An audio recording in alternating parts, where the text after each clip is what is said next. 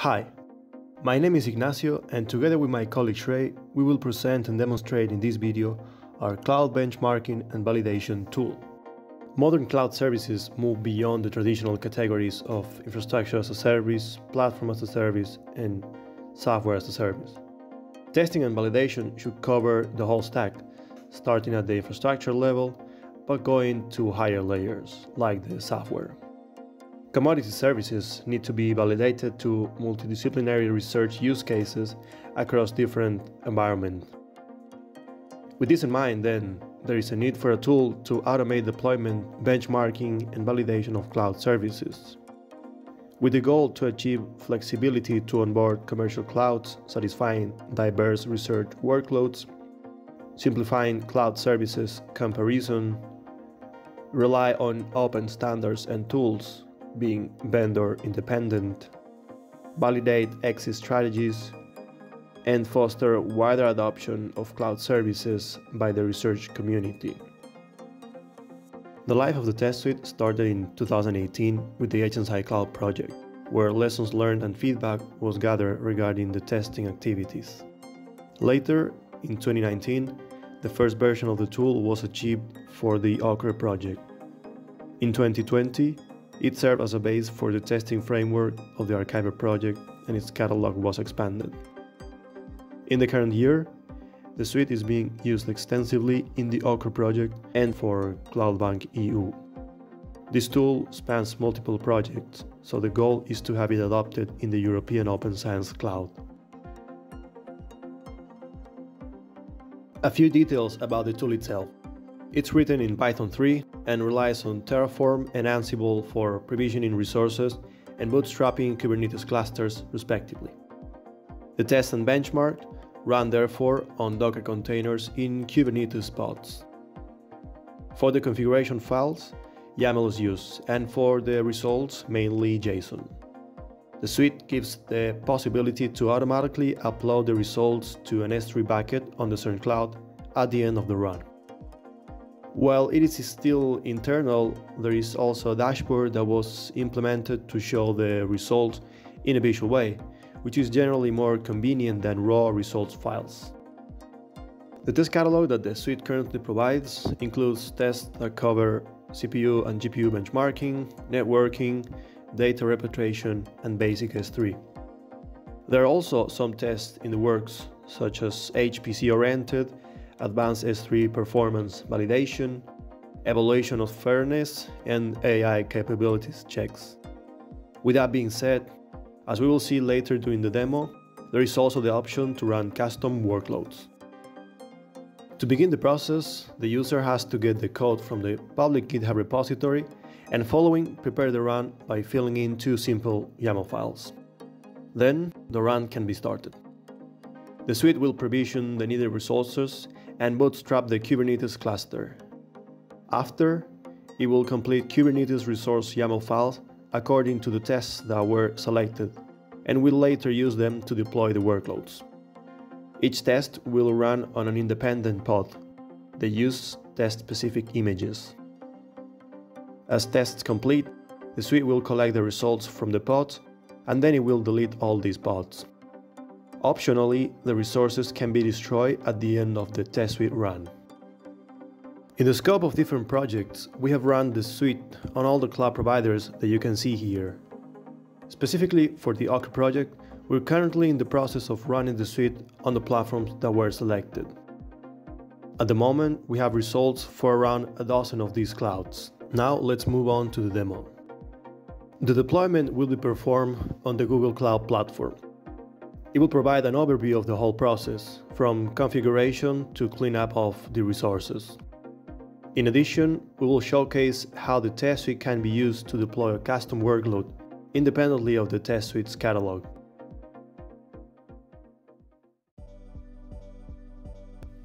So to start with the EOS test suite, we initially just clone the GitHub repository that we already have.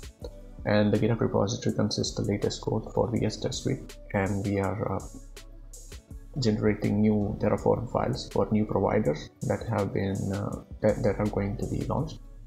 Then we switch to the development branch in this repository, and then activate the Anaconda environment, which consists of all the libraries that the test suite requires in order to be run.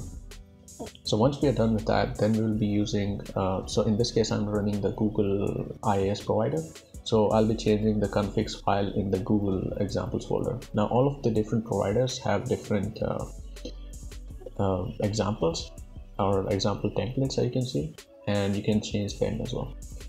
So for now I will be using I'll be changing the SSH public and private key, and also the path to the Google credentials file. And I'll be using the path that I have already set previously in my previous runs. So once I'm done with this, then I'll be defining which flavors I'll be using, and I can also define the zone and the image that I'll be using in case if I want to use some other zone or image. Once that is done, then we have to change the test catalog. So the test catalog consists of the tests that we will be running on our virtual machine in the Google IIS provider once we are launching this process. So for that, I'm initially just using an AWS test catalog file, but more or less all of the test catalog files are the same, so they don't differ much except a few things. But especially for Google and Amazon, they are more or less the same. So in our run, I'll be running DODAS, Persona, and ProGAN test, which are the three tests that are that can test out the GPU as well as the CPU of the given flavor. So once I'm done with changing the test catalog file, then I have to use test suite config and then test catalog command in order to launch the process, as you can see here in this way. And this will basically start the process and launch the instance using Terraform, and then install libraries such as kubectl, Docker on the given instance using Ansible. So I can see as you can see right now, I'm showing the Terraform logs, which is basically initializing an instance.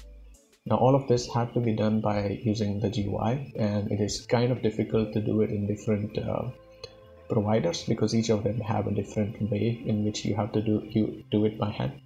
And the test suite provides this this ability that you can run across different providers without the need to know their UI, so purely on command line.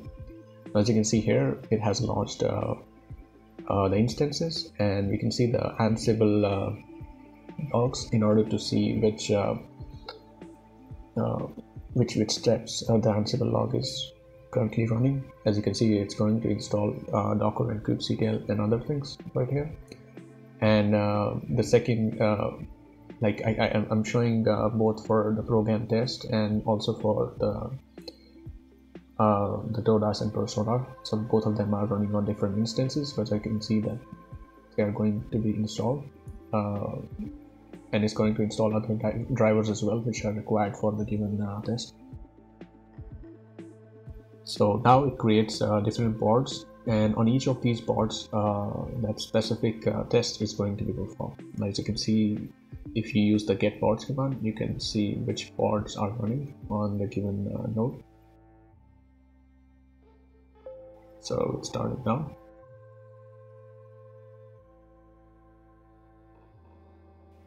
So this is for the ProGAN test, and the ProGAN test board has been run. And for the other one, there will be two pods, one for the DODAS test and one for the Persona test. And once this process is finished, the instance is still running, so you can actually launch your own processes on the same node once these processes are finished running. So when you want to launch a different process, you can easily do that using using a command line. But we have also a new thing that we have added, can show how these how a custom process can be launched without the need for changing it to a YAML file. As you can see here, like we have the logs from the Persona test and the ProGAN test, which are currently running on the pod. And as you can see, it is starting to train, so we're going to speed through this process. So once the processes are finished, a JSON file, or in case of a program test, a pickle file or an output is fetched from each of the pod, which is basically the results. And once this is done, the nodes still are running, but the pods are destroyed. Now the nodes can also be destroyed by using the command, using the argument destroy in completion when we are launching the test suite command. But the nodes are also useful in order to launch another process in case if we want to launch something apart from the ones from test catalog, or we want to launch another process on the given node.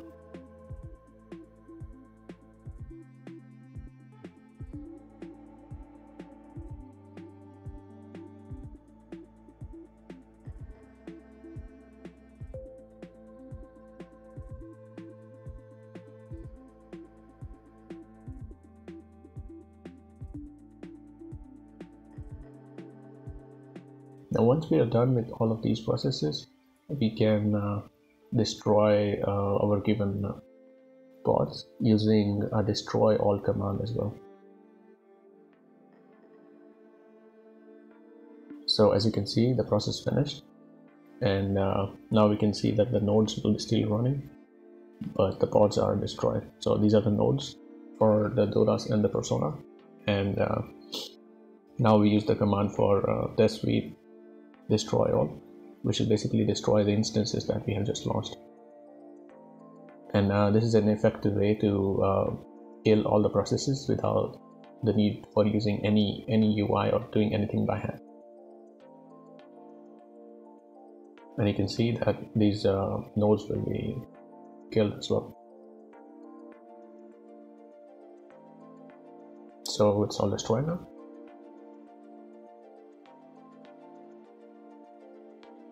Now, coming to the second part of this presentation of launching a custom workload. So for this example, I've used CBNet v2, which is an object detection neural network. And I use the Docker file to create a Docker image, because usually we use the Docker image to run everything on the given pod, because the Docker image will basically create an environment where all the libraries are pre-installed, and you can use these libraries in order to run your given process. Now also in some cases you have a list of commands that you run inside the pod once it is deployed. So for that, in our case, we use inputs.txt file. So this is basically a txt file containing of all the commands that are going to be run inside the pod once we have installed all of the different Docker dependencies. And using the Python script called YAML converter, in which we just give the arguments of the name of the Docker image, the dataset that we'll be using, which in this case is Coco dataset. It is not required, but if we want to, we can always add it. In case if everything is included in the Docker image, we don't need to use these arguments. And then also the commands file, which is inputs.txt file. And this will generate a YAML file and then start the pod in which this process will be running. And as you can see that the YAML converter file has already deployed a pod on the running node, and you can also see that there is the logs for the given file. So yeah, it's starting to install the libraries which haven't been included in the Docker file. Now all of these custom libraries that we are installing inside the pod can be avoided in case if they're included in the Docker file. And using this step, we can basically launch any process that we want onto a given instance using purely command line, and we won't be needing anything from the UI perspective or the need for learning different providers and how they are giving out a given way of launching their instance. To close this session, let's talk briefly about our next steps. We have 4 main tasks in our roadmap. These are: update the deployment method, incorporating Helm charts but also supporting pod, deployment and job; maintain the existing tests and work on new ones, with the idea of covering most of the stack layers, increase resilience and flexibility, implementing retries, better log control and verbosity for transparency, more configurations, cluster provisionment independence, etc. And last but not least, add support for running on more clouds. For more information and details, you can check out the repository and the documentation. Also, you can contact us directly by email. We will really appreciate your feedback. Thank you very much for your attention.